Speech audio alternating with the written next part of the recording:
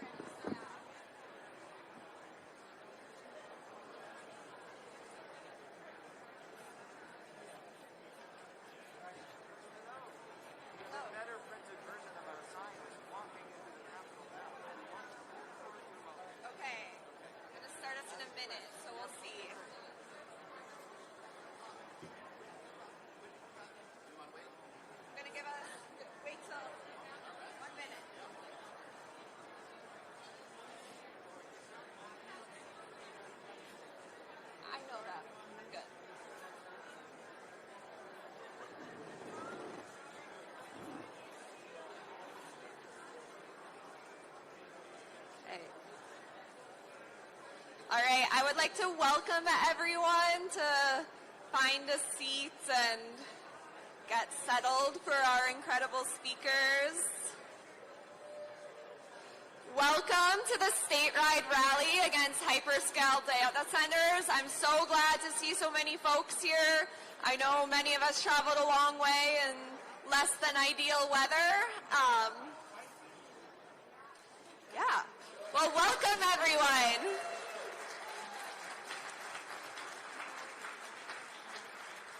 My name is Eleanor Dolan. I'm from Duluth, and I'm part of the Stop the Hermantown Data Center group.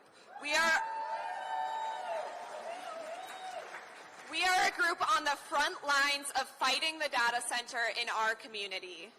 Myself and other organizers have knocked on over 1,000 doors in our community, which is about a quarter of all houses in Hermantown since we found out about this project. I think it's important to note that although you don't see all those folks here today, of the folks we talked to, less than 20 were in favor of this data center project.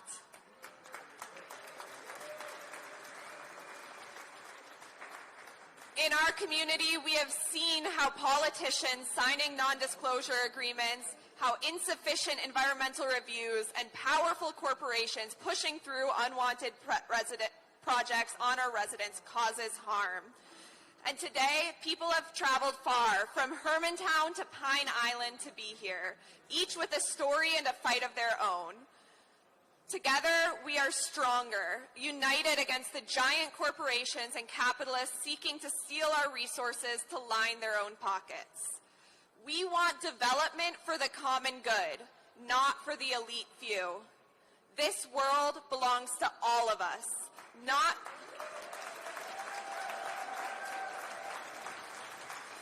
It is not just for a few wealthy people. It is each of ours to love and to protect. And we have seen how corporations and politicians conspire against us, and we say no more. The people united hold more power than any amount of money, and today we are here to make our voices heard. Currently, there are 23 hyperscale data centers being proposed in our state. And we have no regulatory framework in place to protect our communities and the environment from the detrimental impacts of these facilities. So today, these are our demands. Pass a data center moratorium to allow our agencies and lawmakers the time to create a regulatory framework. Require a full-scale environmental impact statement to be conducted for new hyperscale data centers. Ban non-disclosure agreements that prevent the public from understanding the full scope of these proposals. Establish mandatory setbacks for residential communities and protect them from noise, air, and light pollution. Protect our water, because water is life. And prevent big tech from derailing our progress on the climate. Today, our ask is to you to listen to the voices of those of us on the front lines of these fights against data centers in our communities, and to meet with your legislators and push for real action. Tomorrow, we ask you to continue this fight and bring these lessons to your own communities so we can collectively stand against these billionaires out to destroy our planet.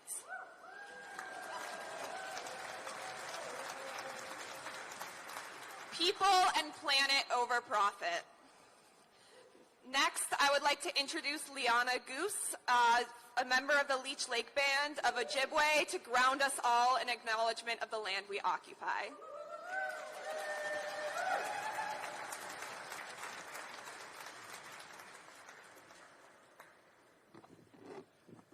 Bujud na Dunawe Maganadug, Quade na Indigenous Gasagas, Quajame Cognan Dunjabab, Wabig Wanising Nada. Hello, my relatives. My name is Liana Goose. I am from Leech Lake. Thank you. I am from Leech Lake. I live in the place of many little flowers right off of Leech Lake. I work within the Rise and Repair Line space. I was asked to do a land acknowledgement today, and I'm going to ask that we go beyond that land acknowledgement and move towards actions. Here in Minnesota, we are all living on the homelands of the Dakota and the Anishinaabe. These lands were taken through acts of genocide, ethnic cleansing, and forced assimilation. There is a painful history here that we need to acknowledge to move forward in a good way. First Nations in our state have protected and cared for these lands for generations. They have fought for hundreds of years to protect Mother Earth, or Nimamaki, for future generations. We are all living through times that require us to stand together in pursuit of a livable world for the next generations.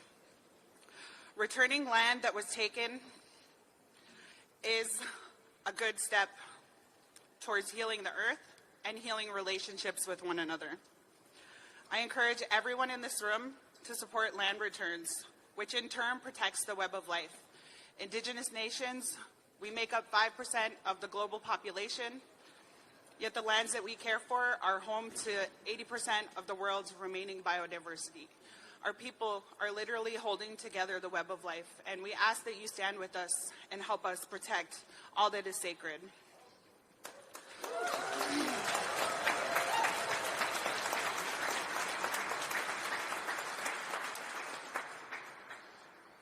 We cannot treat our planet as a source of exploitation. We need to shift and treat the earth as a source of life. And when we do that, we're healing together and we're healing the earth. Let's hold off these data centers collectively together. We cannot afford the damage that goes along with them. The metals required for these data centers will wreak havoc on Indigenous homelands, and we cannot allow that to happen. The waters wasted are not something we can allow to happen. The amount of energy needed to power these is not something we can allow to happen.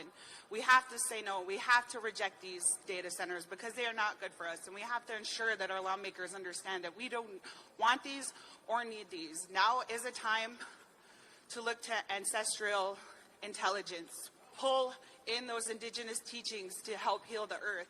We do not need artificial intelligence. We need clean water. Thank you all for listening.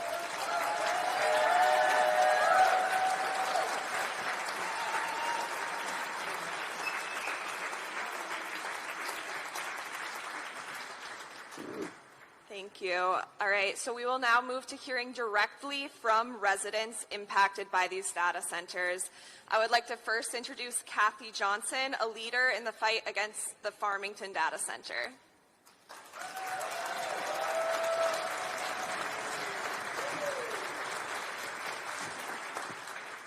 Good morning. Good morning. Let me be clear from the start. I'm speaking today because hyperscale data center developers are targeting Minnesota, particularly rural and small residential communities, and attempting to insert industrial-sized facilities into places where they simply don't belong. These companies see opportunity in small towns. They see limited state regulation. They see local governments without the technical resources to fully evaluate the utility-scale industrial projects. They arrive with enticing promises, tax revenue, and permanent jobs, and economic transformation. But their two simple requests really tell the story. Sign an NDA so your community doesn't know what's going on, and guarantee access to your community's domestic water supply. This is not responsible development. This is opportunism, and it's carpetbagging. This is a playbook that is being executed across the U.S., and it's time for Minnesota. You must confront the reality of what hyperscale data centers are, what they cost, who bears the risk, and who ultimately pays. Why Minnesota? Because developers perceive rural communities and small towns as an easy entrance point. State regulations lag behind the scale of these hyperscale projects, and because elected officials are often pressured to defer to the billion-dollar corporations rather than fully defend the residents that they were elected to protect. The approval process prioritizes speed over scrutiny. Public notice is minimal. Impacts are diluted in technical reports or deferred until future phases. That's called greenwashing. Critical information about scale, 24-hour operations, noise, light, vibration, diesel fuel generation, fuel storage, massive water consumption. All of that emerges only after the momentum toward permitting is already well underway. That is not transparency. That is a predatory strategy at its best, and the consequences are real. Families who've lived in these communities like Farmington for decades face the quiet loss of enjoyment of their homes, property values are threatened, children are placed next to industrial operations that run 24/7, and communities are expected to absorb permanent infrastructure strain so that private corporation can externalize their costs and retain lots of profit. Meanwhile, the state is compounding the problem because Minnesota legislatures have granted uncapped tax exemptions to hyperscale data center developers and end users, some lasting decades. These are the wealthiest corporations in the history of the human history. When states provide billions in exemption, that burden shifts to taxpayers. For example, in Georgia, which is well along in the data center world, their auditor predicted $2.5 billion given away in tax incentives in that state alone. That means that that's money that's not there for nursing homes, for special education, for road repair, for public safety. Every dollar that's diverted by the data centers has to be made up somehow by the residents. Power and water need to be discussed honestly. In Farmington, where I live, residents ultimately turn to the judiciary. We have a lawsuit that exists because the citizens are ignored, dismissed, overridden, and the democratic process has failed.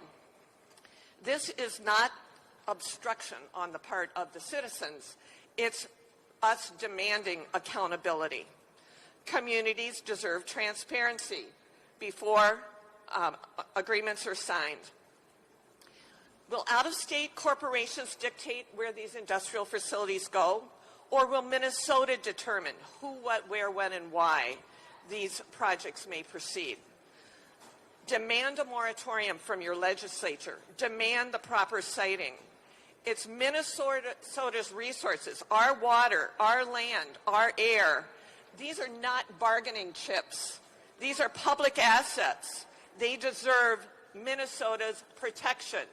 Our state, our rules, our rules. Our state, our rules, our rules. Our state, our rules, our rules. Please support our lawsuit. You may see us at the table, data center responsibility in the back of the room, and we hope to set precedent for the state.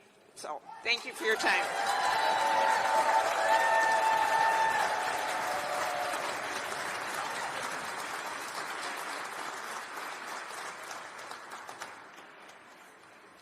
Thank you. And I do encourage everyone to go to their table. Farmington is setting an important precedent for us all, so show them some support. Next, we have Rebecca Gilbertson from my community of Hermantown to share about the fight against our data center there.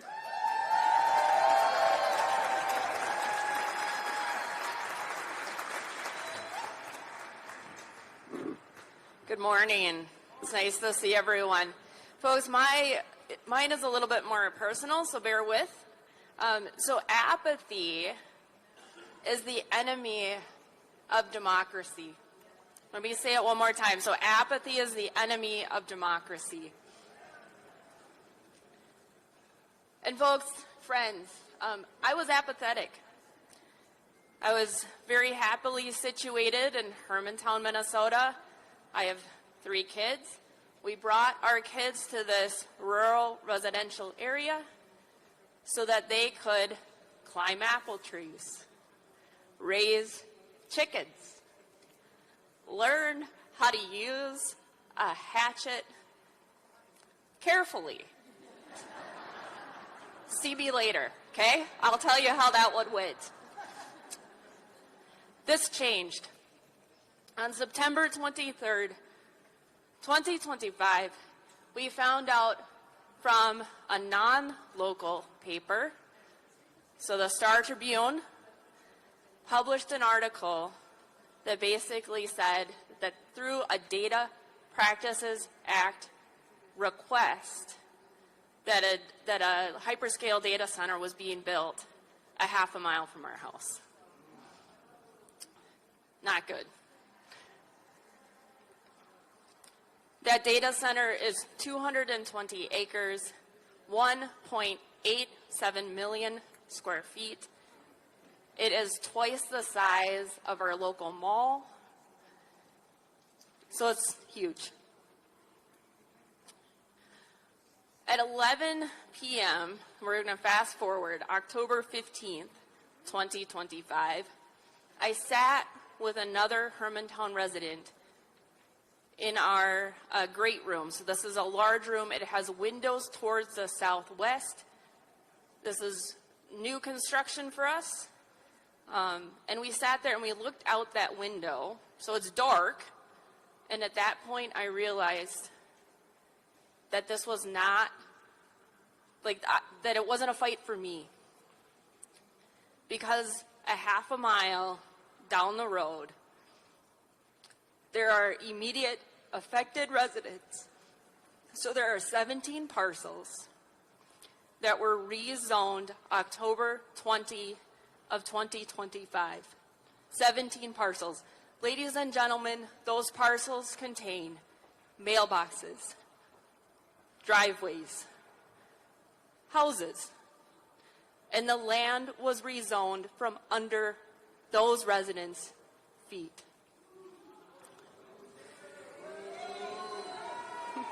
To this day, some of that land is privately owned. There were land sales that went forward January of 2026. So 3 parcels were sold January 2026 for $5.9 million.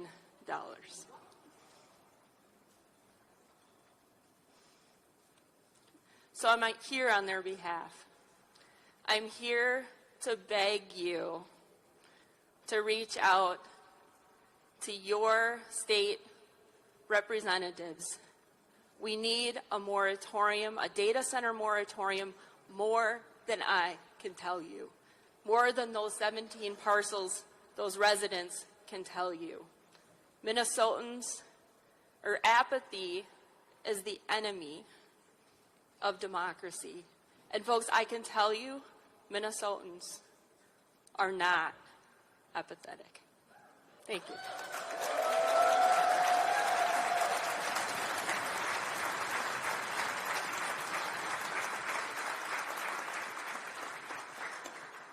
Thank you. Next, we have Aubrey Durkinson from Pine Island.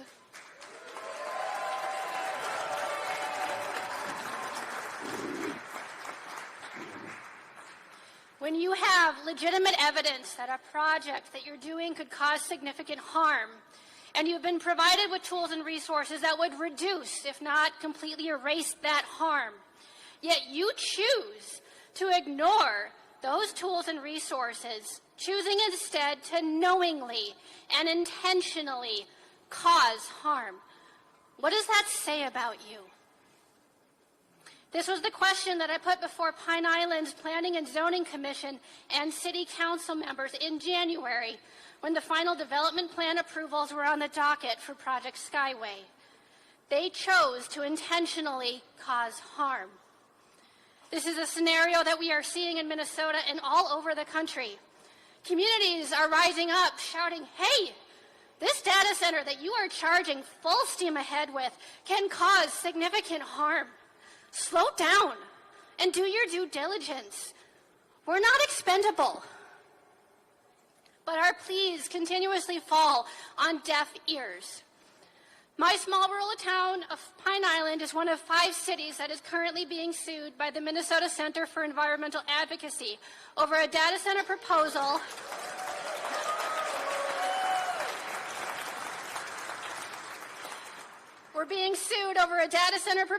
that skipped out on public review and skirted environmental laws.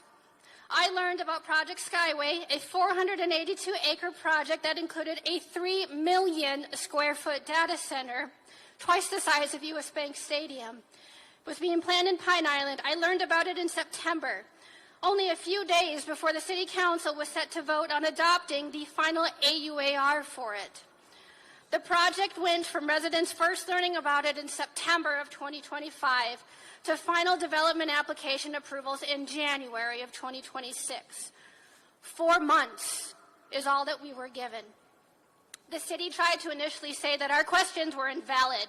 We were jumping the gun because they didn't know if they were building a data center. It was just a possibility.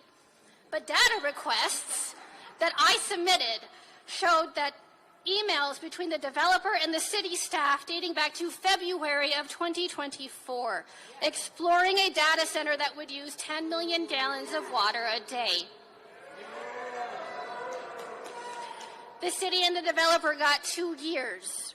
Residents got 4 months. Every search for answers just leads to more unanswered questions. To this day, we do not know who the end user is. We do not know how many backup generators they intend to put near our backyards within blocks of daycares, or how much energy the project is going to use.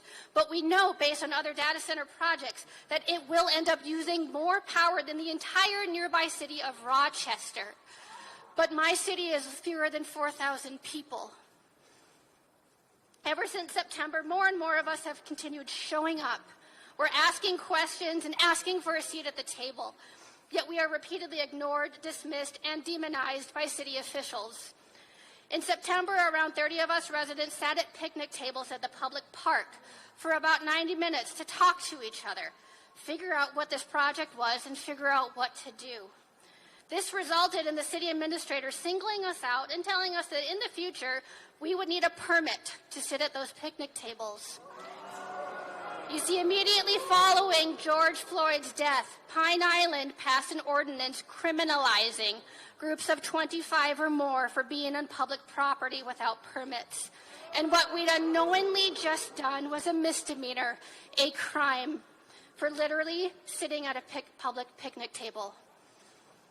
The public forum in October was standing room only, thanks to the work started by 5 moms that cared.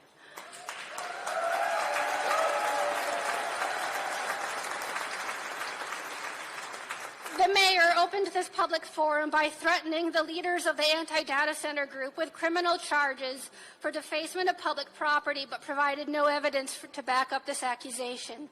When my husband asked him after the forum what the supposed crime was, he said someone had put a no data center sticker somewhere on city property.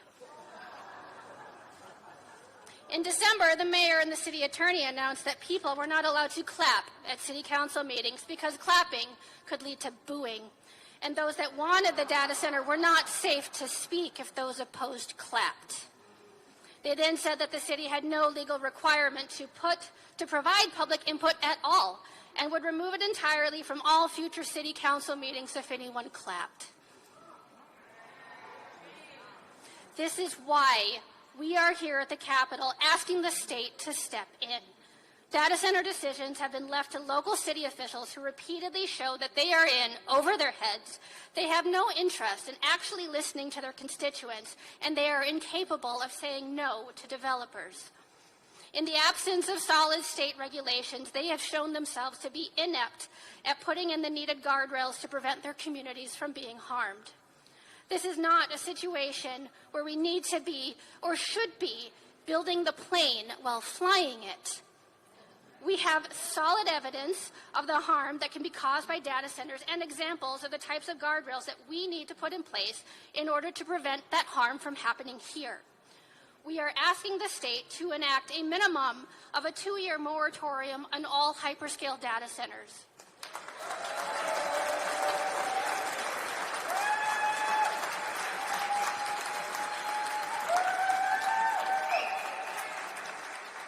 Immediately halt Project Skyway and the 22 others yet under construction.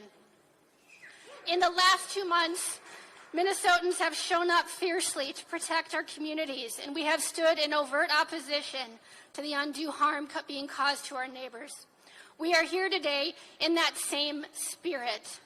Moratorium now, so that the needed guardrails can be put in place before further irreparable and undue harm is caused.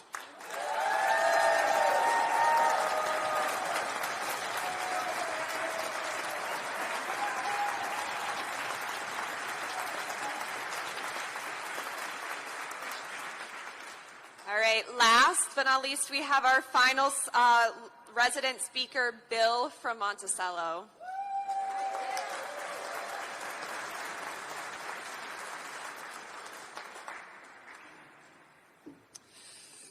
It's my privilege to speak here. I am thankful because I wake up at 3 o'clock in the morning. I'm off script. Because there is so much that is not being revealed. So we need a moratorium. Monticello, we are at a disadvantage because just like the previous speaker, we have not had an opportunity to really voice, and we don't have an adequate ordinance to control them. We need more time to put in place the controls on the data center. I'm Bill Savel. I'm a retired Minnesota registered mechanical engineer and a Minnesota registered quality engineer. Those go together well. I've been involved with wind generation, solar generation, geothermal systems for over 45 years. I've lived in Monticello, just southwest of the nuclear plant, since 1988. That year is a trigger for me, and it should be for Xcel Energy, the Minnesota nuclear plants. The drought that year was the most severe since the Dust Bowls of the 1930s. We are due for another one, by the way. It lasted all spring and summer. One could walk across the Mississippi River almost anywhere. My corn was 3.5 feet tall and was not harvested. The nuke plant reduced its output by 40% to limit excess heat going into the river. This continued for months. Increased output of the nuke plant today suggests that drought like 1988 has a potential to reduce nuke production by an even greater percent. Now there's more. A drought like the one in 1988 reduces average wind speed by approximately 5 miles per hour. Big deal? Yes, it is. Because reducing the wind by 5 miles an hour reduces wind generation by 25%. This information's on the web, by the way. Rolling blackouts will occur for much of Minnesota. All data centers will be running their backup generators with constant noise and air pollution for weeks, months. These are real risks. Risk is the primary focus of quality engineering statistics. Data centers must not control rolling blackout algorithms for their benefit. Monticello has pride in its nuclear plant and feels like its own. It's part of us. It's a public asset, and that must remain so. The data center should not be allowed to bypass grid requirements to operate behind the meter. We are concerned. We want the nuclear power station to eventually be decommissioned and replaced by new technology such as fusion generation. Another concern I have has to do with fires from lithium-ion batteries, which are a huge part of the uninterrupted power system required by all data centers. Many batteries are required. Extinguishing and cleaning up one of these accidental fires, there's been many of them, go look it up, with serious toxins. This is monumental. It goes into our groundwater. Monticello does not want that. These toxins must not be allowed to escape into the aquifers. Maybe put in basins, watertight, I don't know. My final concern has to do with the direction of data centers with respect to AI. There's good in AI and there's bad AI. There's a difference, people. It's not all one group. We must work together to not let AI take control of our power generation. They must remain public. From an engineer, I've been speaking about power, and it is a risk and is being ignored. I hope Excel hears my voice today. But I want to end with this. Monticello, we need a moratorium just like every one of you do, because data centers are out of control. They are rushing ahead with big money. Big money is in Excel. The same people, it's a big vicious circle, and we have to stand together, and we need representation from our representatives to stand up and give us a moratorium.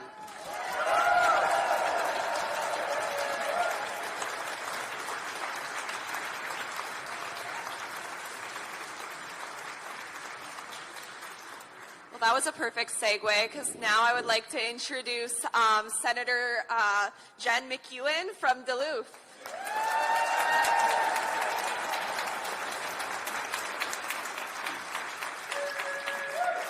Hey, everybody. It is so good to see all of you here at the Minnesota State Capitol. Thank you so much, everybody, for coming down today. I am the state senator that represents the beautiful community of Duluth up on our gorgeous Lake Superior, the greatest lake in the world. And I am also proud to serve as the vice chair of the Environment, Climate, and Legacy Committee. Yes. And as a member of the Energy, Utilities, Environment, and Climate Committee. So, yes, so this is my wheelhouse, and I'm really so pleased to join you today and to hear all of our concerns and to talk together. We have heard testimony both in the Environment Committee and in the Energy Committee this past session about the potential long-term impacts that these hyperscale data centers could have on our communities, our energy grid, and our invaluable natural resources and beauty, our waters, etc., our communities, our public health across the state. It is alarming to see how these giant corporations are influencing data center-related discussions and legislation in committee, but are not showing up often in person to answer our questions. We are already witnessing the damage of these projects, especially the environmental and human toll on rural communities in the American South. If every currently planned data center in Minnesota is constructed, they will collectively use more electricity than every household in the state combined. This drastic increase would not only strain our current energy capacity, causing Minnesotans' power bills to balloon, but it would be a monumental obstacle to our goal of reaching 100% carbon-free energy and electricity by 2040. That is why I am introducing a bill to enact a moratorium on new data center construction.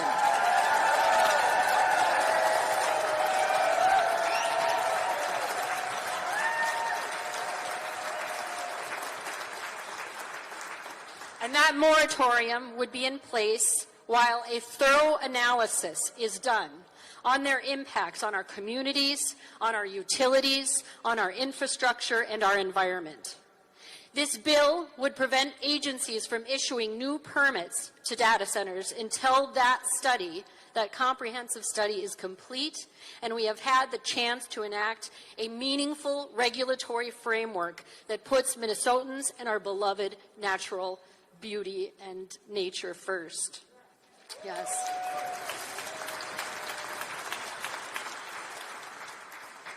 In a well-resourced state, in the wealthiest country in the world, we can and must do better, right? We must do everything in our ability to ensure that we set the groundwork for subsequent generations to inherit a Minnesota where they are able to fully thrive. And we do that by protecting our communities and our natural resources.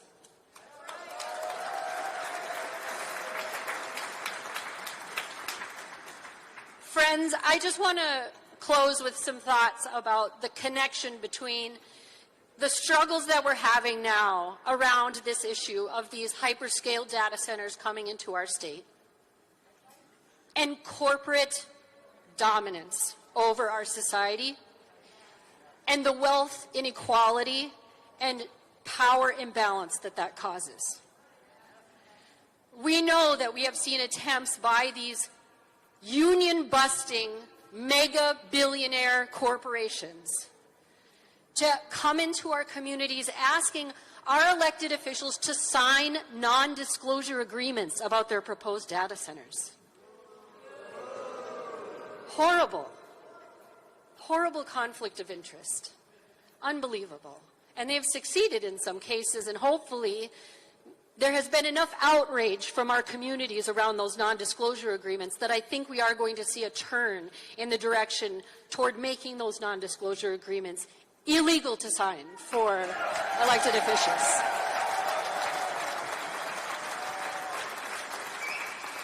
But what I really want to drive home for us is that these things are simply emblematic. They are symptoms of the larger problem. They are the symptoms of that larger problem of corporate dominance, of massive wealth inequality in our society that is totally and completely out of control. That wealth inequality and that power imbalance with corporate American corporations that dominate around the globe, that power imbalance is the reason why we can't have health care for all, right? It's the reason why we can't have adequate funding for our schools and pay our teachers what they need to make. It's the reason why we don't have adequate care for our children, why we have a child care crisis, and those people providing our child care or elder care for people with disabilities, they're operating on these tight margins where any emergency, we had a child care center up in Duluth with a frozen pipe. They almost had to close. The whole community had to rally in order to keep them open. But they would have had to close. And that would have meant dozens of families in the communities with parents who couldn't go to work, children who wouldn't be able to be cared for otherwise. So I want to draw these connections for us. I know today we're here talking about data centers and the need for a moratorium while we get a meaningful regulatory system in place. But all of these issues are connected. All of them are connected. And they all go back to corporate power that has run amok.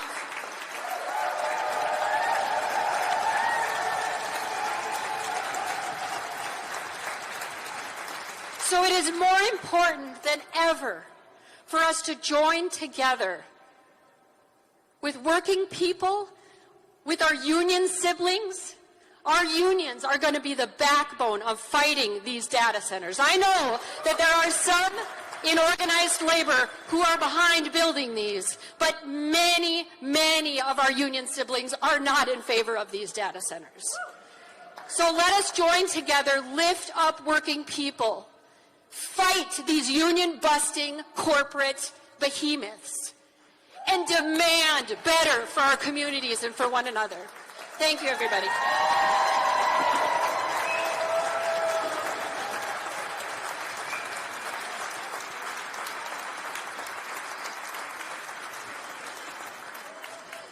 Awesome. Thank you so much, Senator McEwen, for being here. Next, we have another senator, Senator Erin Quade from Apple Valley.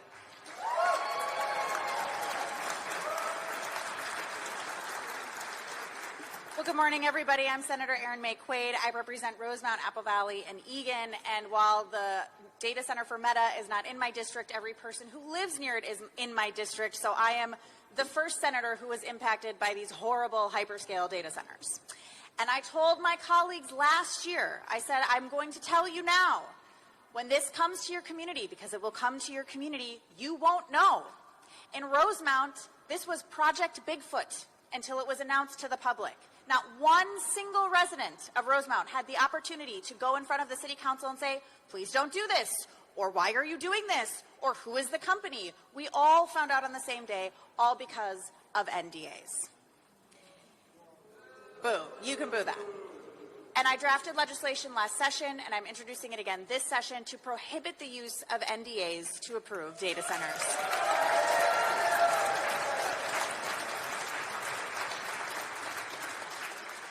I agree so much with what Senator McEwen said. This corporate dominance that's happening across our country and across our world is the problem. But I will be honest with you and say that in particular, I take ire with big tech.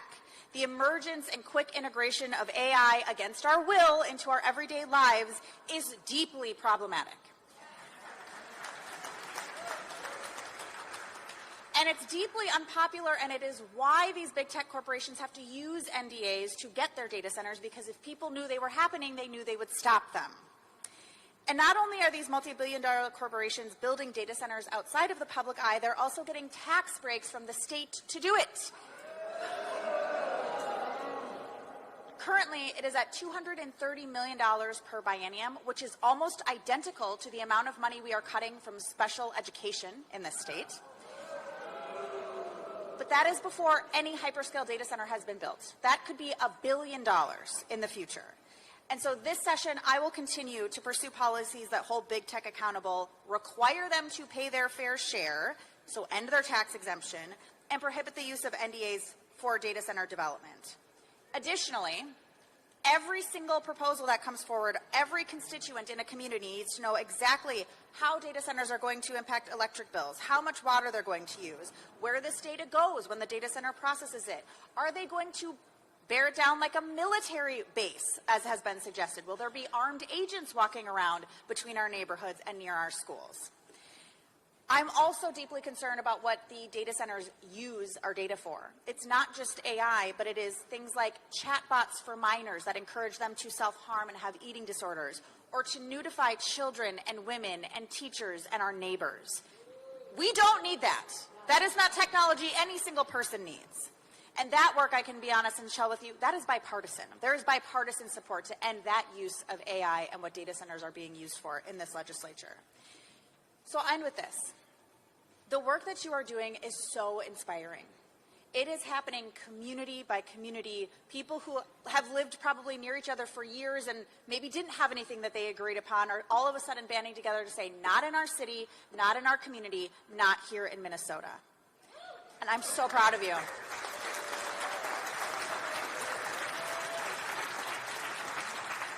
And we need to keep up that work, but we also need a moratorium.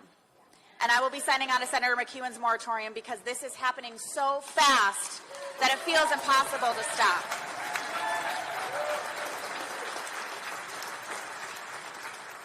I'm so grateful to all of the work that you all are doing, especially at a time when there's a lot of work to be done to keep each other safe, to keep each other protected, to make sure our neighbors are here, that our children can go to school freely. But this is just as important, because big tech is a part and parcel of the surge that we have seen in Minnesota. And the work you are doing is making sure that we are keeping ourselves safe, not only physically in this state, but digitally, so big tech don't own our lives. Thank you for your work. I'm so excited to be here with you.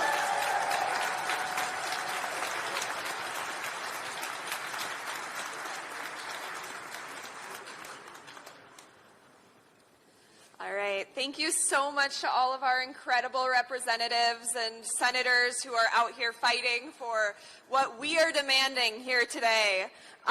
We also have a number of incredible organizations here today, and I am so excited to start by introducing Joey Pelletier from McEwen.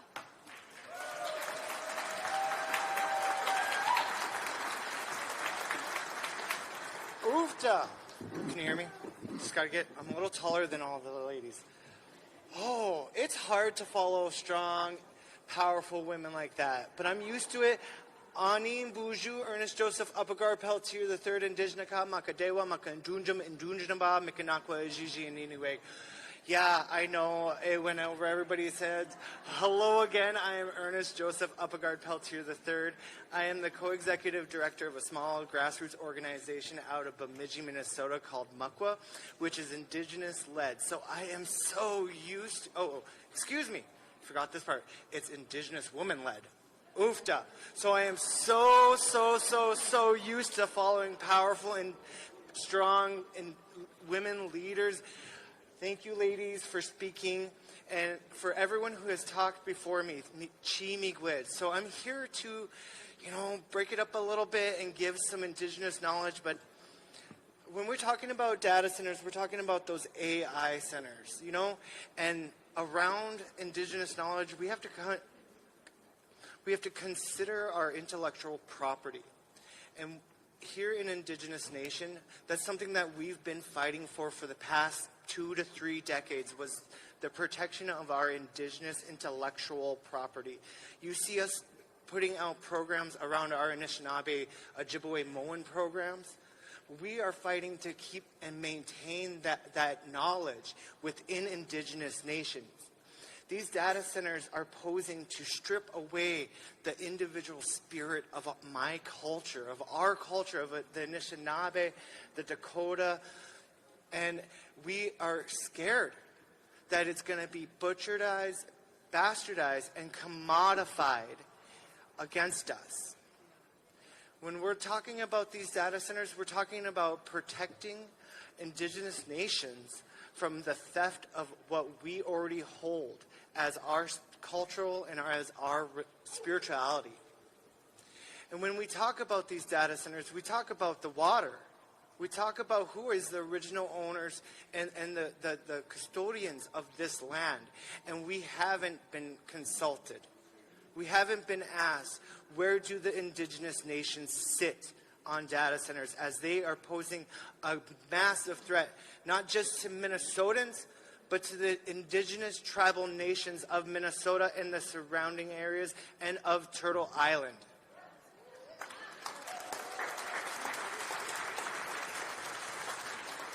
So I've been amping up our coalition leaders because McEwen is part of the coalition that is pushing these awesome, amazing policies. And yes, we do support the moratorium bill. But I told our coalition leaders that I want to talk about Star Trek. Who's a Trekkie in the room? Yes, yes. Did you know that Kirk and Spock went back into time to save the whales? Yes. Did you know that Star Trek, Gene Roddenberry imagined a technological era that our environments integrated with our technology? We aren't there yet. We aren't there yet. And that's the thing that scares me. We have had hemp batteries for 3 decades. There's a lab over in Canada that's making hemp solar panels. We can get there, but we are not there yet. I support a 2-year moratorium on data centers to figure out what's going on, but I also support us pushing for this industry to be pushed into a biomaterial industry where we're producing these microchips off of hemp, off of wheat, industrial wheat. And so we're not taking the rare minerals from the earth, but we're taking the gifts from Mama Aki that she naturally gives us. So we can live in right relations, but we are not there yet. Senator Jen McEwen said last year in the committee sessions, and mind you, we don't need you just here today. We need you in those committee sessions testifying.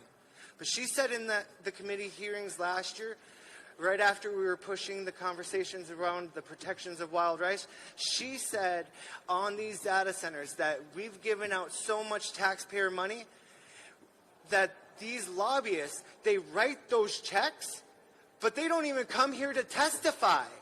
They don't come here, but you have Indigenous women traveling from up north in the weather like it is today and having to testify to protect this land, our water. And now we're here today. You can see our Indigenous delegation in the room. And we're here today to say no more data centers and to push the good policies around it.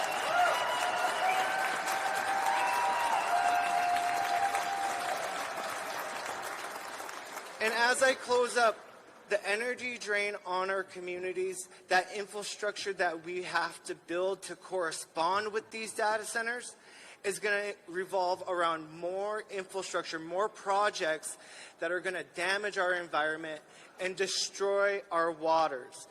In the week that Line 5 has started to break ground on their new project, we need to say no more data centers.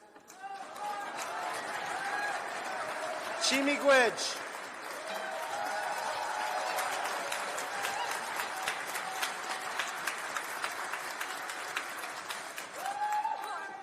Centers. No more data centers. No more data centers. No more data centers. No more data centers. No more data centers. Thank you. Woo! Great. So next we're going to have Catherine Hoffman from the Minnesota Center for Environmental Advocacy.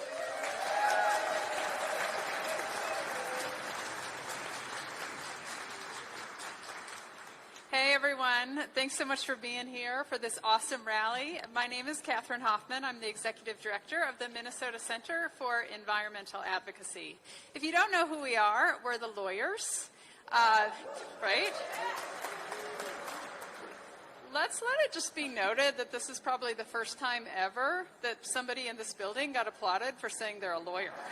So that was awesome. Thank you all.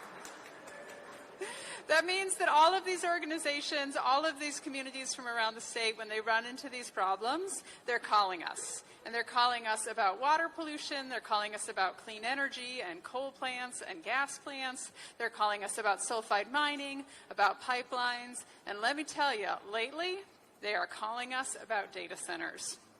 I have worked for MCA for 15 years, and in that time, I have never seen a public response anything like data centers. We are getting hundreds of calls per month from people all over the state. I'm concerned about the data center in my community. Do I have a data center in my community? If so, how do I find out? All of these folks are worried, and they're worried because they don't know what they don't know, because the process has been so secretive. My organization is tracking, I actually had 21 down. Somebody earlier said 23. So I probably looked at the map last week, and there's 2 more. That is how quickly this is happening, how many proposals are moving forward at a rapid pace. Put simply, the speed of the investments is outpacing policy, and it's outstripping the ability of the state and our communities to respond to these proposals effectively. And they're doing so while providing as little information as possible to the public, and we've heard a lot about that today, right? We've heard about these non-disclosure agreements. But I have to tell you, the non-disclosure agreements are just the first tactic, right? The city officials are signing these non-disclosure agreements so that people don't know what's being proposed. Not all cities are doing that. Some cities have said, yes, it's a data center. But even in that case, the next step is a very poor environmental review. We have a strong environmental review law in Minnesota. I know I've been working to enforce it for 15 years, and I will tell you that what's being done on environmental review for these data centers is not even close to meeting the law. It doesn't say any specifics about what's in the building, how much water they're using, how much electricity they're using, how much metals they're using, even as we're hearing mining companies tell us that we need to mine near Lake Superior and the boundary waters because we need to win the battle for AI dominance. They're not telling how much noise they make, how much light, what's happening on the perimeter, the effects on the community, any of those things. So even when they're saying data center, they're not really saying anything useful. And the next fight will be when these companies assert that this information is protected by trade secret. Because one big tech company doesn't want the other ones to know what they are doing. And so they will try to hide behind trade secret protection to say, we don't have to tell you how much electricity we're using. We don't have to tell you how much water we're using. And that fight is coming, and every one of these needs lawyers. That's why my organization has filed 5 lawsuits against proposed data centers.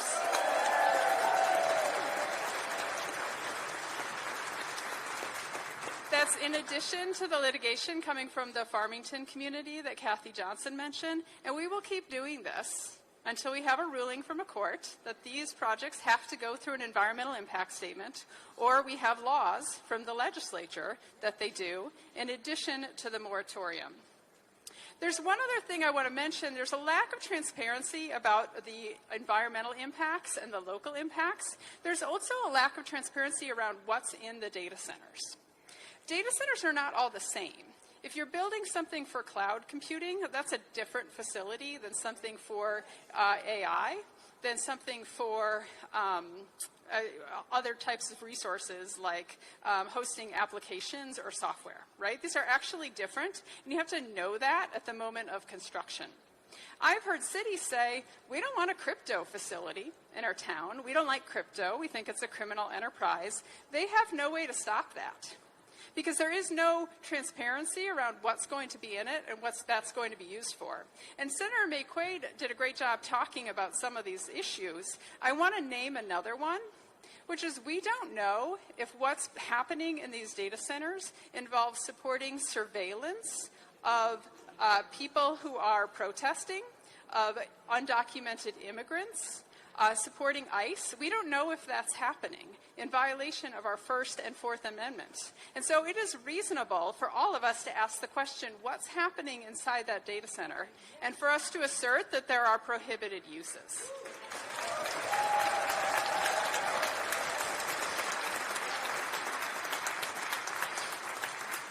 So thank you to all of you for being here today. The hundreds of calls that we've received, all of the people that show up, you guys are the one that's going to make a difference in this fight. And I think we have a real shot at getting legislation passed this session. We are calling for this moratorium. This is the moment to do it.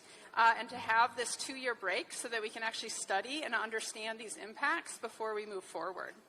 We hear a lot from these companies that, if we have guardrails in place, if we have regulations in place, they'll go somewhere else. Don't be fooled. Minnesota can be a model. Every state's being told that, and every state is struggling with what to do in this moment. Minnesota has been a model on our environmental protections and our water protections for generations, and we can do it here too. We can be a model on how to manage these investments and how to responsibly regulate and prevent the massive environmental impacts of data centers, and we can take this moment to do it right. Thank you so much.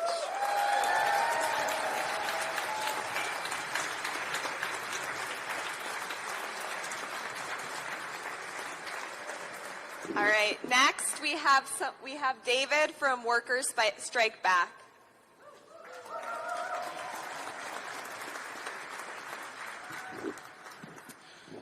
Good morning. Thank you everyone for being here. My name is David. I'm a public sector worker in Rochester, Minnesota, and I'm a member of Workers Strike Back, a nationwide organization fighting for working people against the billionaire class. In June of last year, Democrats and Republicans in the Minnesota State House and Senate extended massive tax cuts through 2077 for tech billionaires to build data centers across our state. And in fact, it was a Democrat, Grant Hochschild, who authored the bill to extend these tax cuts. Meanwhile, working and poor people face unprecedented budget cuts, skyrocketing rents, a cost of living crisis, and a looming climate catastrophe. But all of this is a bipartisan agenda of both the Democratic and the Republican parties, both of which are parties of the billionaires. The AI data center boom is now so massive that it is literally visible from outer space. One data center campus can demand more than 500 megawatts of electricity, or as much as hundreds of thousands of American homes. And it is estimated that Project Skyway in Pine Island, Minnesota, will gobble up a whopping 152,000 gallons of water per day. In 1 year, that would be half the city's annual water usage. And so that's why today's rally and today's protest is so important. We need to get organized, not just in Minnesota, but nationally, to fight for our communities and our needs as working people.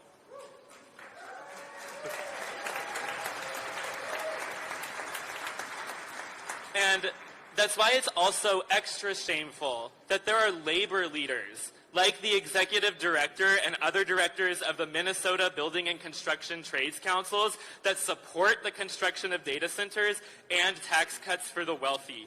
Not only are these data centers destroying the environment, they produce only a very small number of permanent jobs. All working people, whether you're in a union or if you're not in a union, we need to reject this. And that's why I'm a member of Workers Strike Back, a national organization which fights for things like universal public health care, a $25 an hour minimum wage, and good union jobs for all.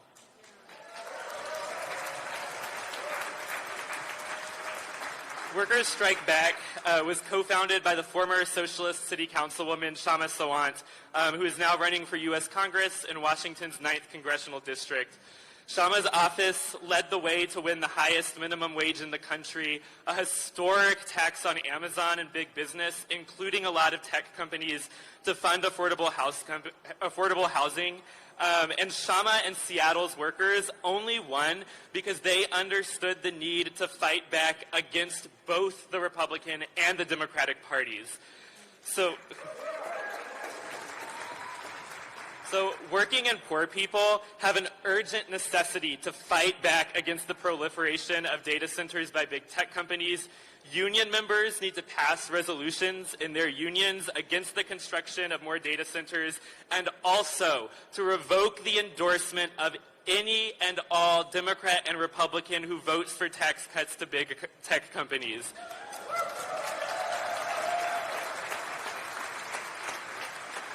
Furthermore, we as working people need to urgently break from the Democratic Party.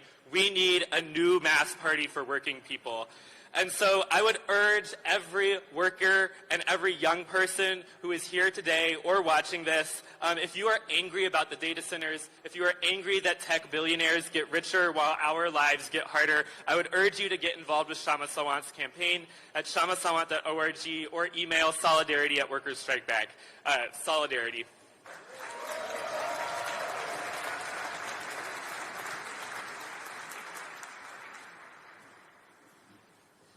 Great, thank you. We have next from Sierra Club, we have Peter Waganis.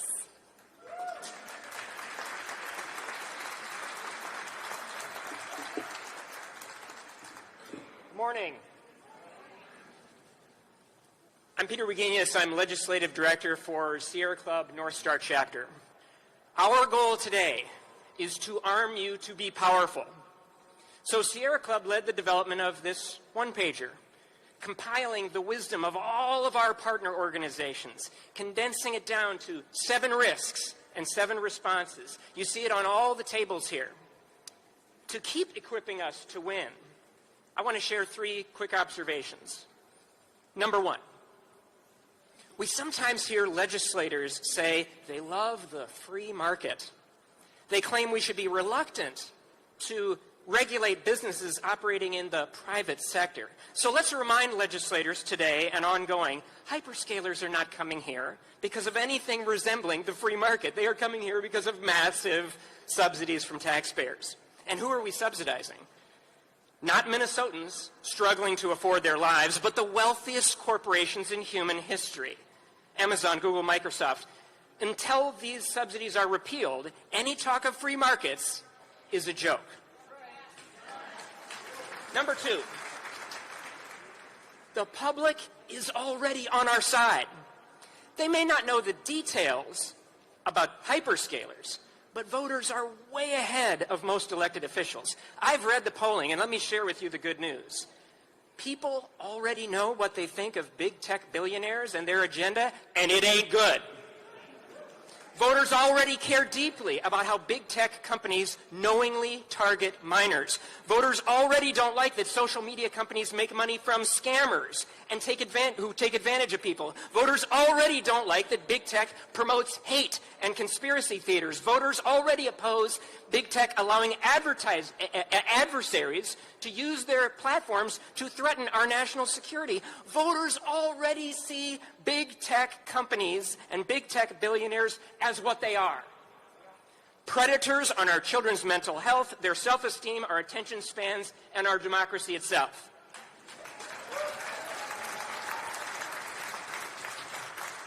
So, that means voters aren't shocked. They're not shocked when we tell them big tech are also predators on our environment, our energy bills, our climate, and more. This is Persuasion 101.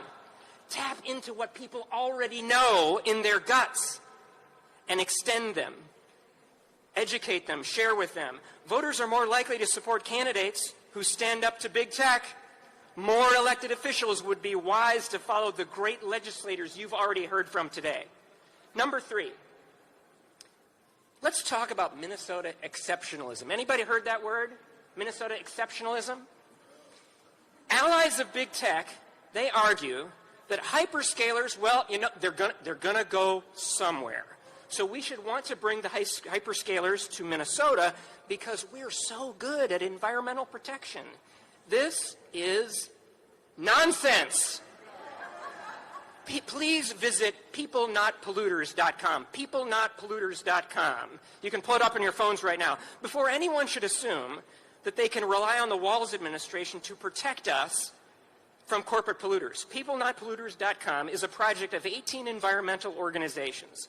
Peoplenotpolluters.com documents 13 examples of polluter capture. Polluter capture is when state agencies, those agencies protect industries instead of doing their job to enforce the law and protect us. People Not Polluters includes examples where the courts or federal agencies had to step in when the Walz administration failed to protect Minnesotans and our environment and our future. Keep in mind, we don't have a federal backstop anymore. Minnesotans, we are on our own now. How well do we know that now, that we are on our own? If the legislature doesn't step up, Minnesotans won't be protected. The Walz administration has 10 months left to build rather than undermine their own environmental legacy. It is past time, it is long past time for Minnesota to stop riding on our reputation for good government or environmental protection. Environmental laws are not environmental suggestions. They are laws and they need to be enforced against polluters to protect us. Am I right?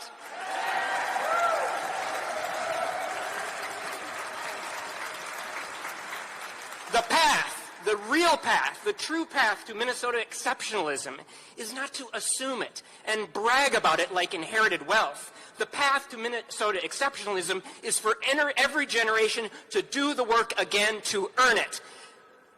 Let me conclude by noting I've had conversations with people today who are maybe coming to lobby their legislators for the first time.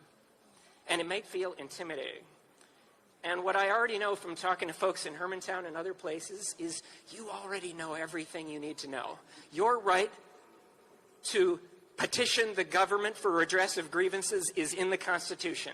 You know everything you need to know. You would be perfectly within your rights to go into a legislator's office and say, hey, this is what I'm worried about. You don't have to actually have any solutions. So think about how well armed you are. You do have the solutions. You have what you're worried about. You have your values. You know your communities. You know what they can do to address your concerns. So let's go do it today. Let's do it together, and we will win. Thank you.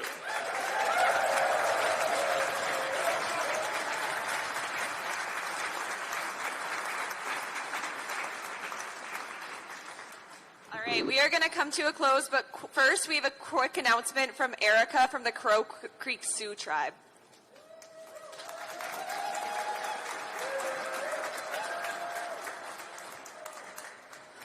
Ampetuashte, Tapejita, Chakpe, we Erica Crazy Hawk with the Crow Creek Sioux Tribe, Dakota X Sound. It's been 10 days. I've been in camp there across from the Henry Whipple building. So we set 4 teepees up there. Thank you. And we also set we lit the sacred fire there, a prayer fire for all of you to come. We're encouraging our state senators, organizations, the human people to come and offer, gratitude to the prayer fire. We thought that, this would keep the balance. We had a lot of pushback and, kind of a lot of, fear, coming to us, people trying to push us out there. But other than that, you're all welcome. The Dakota people, we love you. The Anishinaabe people, they love you too. We want to stand in solidarity with these organizations because this is about land back. This is about protecting the treaties and about protecting the inherited rights of these lands. And that also includes our water and our rice. and those things like that. So we love you all, and we thank you all, and I've just been so really happy to join a lot of the organizations and stand beside you on the front line. So we just ask you to come in solidarity and support and offer your prayers to the fire. And we do call on our senators as well to come down and join us. So thank you.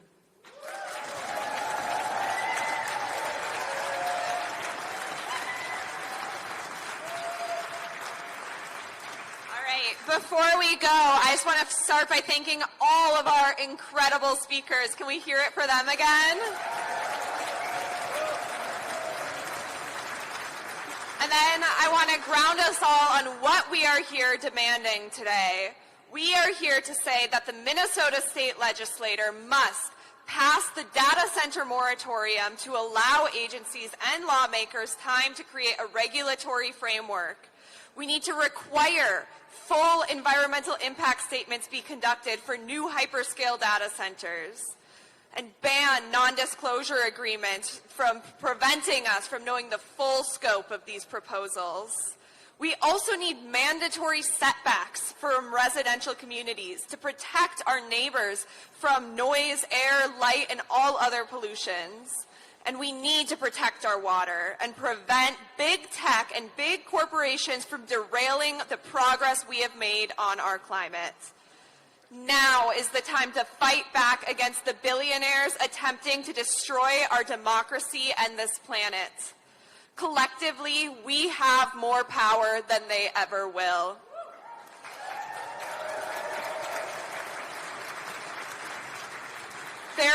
I have a few people I would like to acknowledge and thank for putting this on. It is not a complete list because we'd be here all day, but to start, Chris Aiken from the Farmington Coalition for Responsible Data Center Planning, Owen Smalls from the Rise and Repair Alliance, Kathy Johnson from the Farmington Coalition for Responsible Data Center Planning, Ben Olson from MCEA, Peter from Sierra Club, Senator Jen McEwen, Senator Erin Quade, Stop the Hermantown Data Center, and No Data Center Pine Island.